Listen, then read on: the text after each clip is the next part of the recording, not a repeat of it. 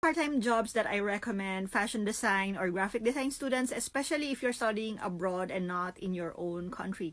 Let's go. Okay, number one would be retail stores, because the retail stores have shifts, and normally if they're hiring students, they are quite sensitive to the student schedule. I remember working in a shop before in Paris, and they were even very considerate, like asking my colleagues who were students, when is your exam period or something like that, and they would have like, they will set their schedule so that they will have enough time to study or to do the exams, and they are free those days that they have exams. So that's quite, I think that's quite good, right?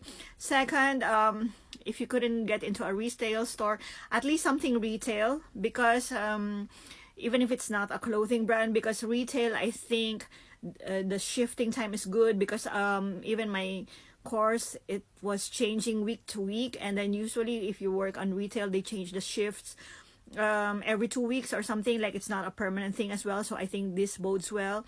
Restaurants and bars, well, I would recommend them, but I think you need to have experience, and also the language, you have to speak quite fluently, because can you imagine having the orders?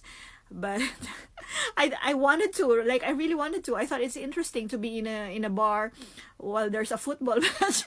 But my French is not that good. I'm like, oh my god, I'm probably gonna mix up the orders. Okay. Second of all, try to talk to your school and see if they can offer internship, because in Paris they have this convention de stage, like a paper that allows you to do internship, even though it's not internship period. Perhaps you can negotiate with your school to allow you to do this, and then when the time you need an internship, this could be your actual internship, because why I recommend internships, because the type of work that they ask you to do is related to our future jobs, so if you want to work in marketing, like an assistant in a marketing company would be great. It will look nice. And remember, in France, when you work for a company or when you're looking for a job, they would usually have positive feedback when you have an address in France. I mean, when you have a job located in France, in Paris, something like that. So it's you have money and all that. Third, sewing lessons, design lessons, those kind of things. If you're good with software, you can post online on some expat groups on Facebook. Also some some neighborhood or community apps. There's a number of that. I would recommend going through the French apps though, because that way you can talk to French people directly. It's more likely than that. In the beginning, I noticed I had more clients. I was teaching sewing lessons. I had more clients who speak in English, but later on I had French clients, something like that. There's also babysitting or something, just so you know, though. It's usually after school for the kids, and Wednesday is a full day. And that's normally what they needed. The only thing is, sometimes we have classes during Wednesday, and as I told you, my other school, we don't have the same schedule every week, so it's a little bit troublesome.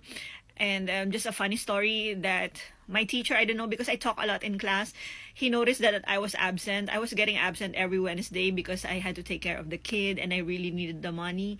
But the teacher noticed I'm not there, and he's always looking for me. So I quit the job, because I'm like, I came here to study, so it's more important for me. And then by the time I finished school, I wanted to go back to that kid, because that kid is quite cute and sweet. And then she's so smart. She was only 7 that time, and she remembered, and she said, Dad, I know Maris would have finished her school by now, because our class is finished like March or something. And she told her dad, and then her dad called me. I don't know why, but my kid thinks you're done with school. Is it true? I'm like, yeah, I needed a job. Can you take me back? So anyway, I got that job back. However, the only problem with babysitting, we couldn't put it on the resume because it's nowhere related to our work. So there's that. But it's good money. And okay, during the COVID, because I had that part-time job, I was paid in full, even though I didn't we couldn't leave the house, right? I couldn't go to work, so we were paid. So it's also good to do that. Make sure the work that you're doing is declared, because that it is a bit safe. By declared, I mean they put it on a website and you get a proper payslip and things like that. More about that if you're interested. I don't want to bore you with details. So there you go. And also freelance jobs online, like, I don't know, Upwork, those kind of things. Graphic design work, teaching on Super Prof, or that's been what I've been doing. I think those things help. Okay, let me know if you need more information about this. Au revoir.